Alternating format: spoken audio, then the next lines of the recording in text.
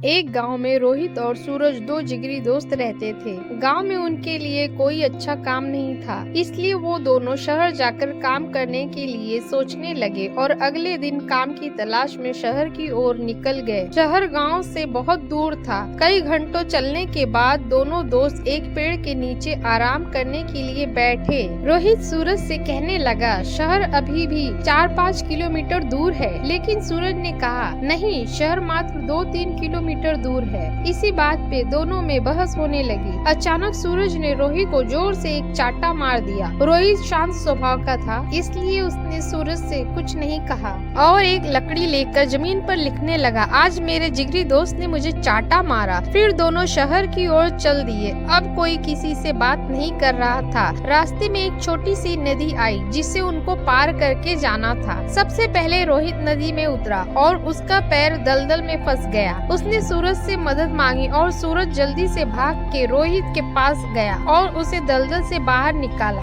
फिर दोनों एक साथ नदी पार किए। कुछ देर जाने के बाद रोहित को एक दीवार नजर आया। उसने एक पत्थर ढूंढ के दीवार पर लिखने लगा, आज मेरे जिगरी दोस्त ने मेरी जान बचाई। ये देखकर सूरज रोहित से कहने लगा, जब मैंने तुम्हें थप्पड़ मारा तो तुमने वहीं पर जमीन में उस बात को लिख दिया और अपनी जान बचाने की बात तो तुम नदी के किनारे भी लिख सकते थे, तो इतनी दूर इस दीवार पर क्यों लिखा? तब रोहित ने जवाब दिया कि किसी की बुरी बातें या बुरा कार्य कुछ भी अपने मन में जमा करके नहीं रखना चाहिए। इससे उस इंसान के प्रति हमारे मन में नफरत पैदा होती है। इसलिए जब तुमने मुझे थप्पड़ मारा तो मैंने उसे जमीन पर लिख दिया, क्योंकि कुछ देर बाद हवा चलेगी और वो लिखावट मिट जाएगी। लेकिन किसी की मदद को कभी भूलना नहीं चाहिए, उसे हमेशा याद रखना चाहिए। इसलिए मैंने तुम्हारी की हुई मदद को नदी के किनारे नहीं लिखा और यह इस दीवार पर लिख दिया, ताकि ये बहुत दिन तक यहाँ लिखा रहे। रोहित की जवाब सुनकर सूरज खुश हो गया और रोहित को गले से लगा लिया। फिर दोनों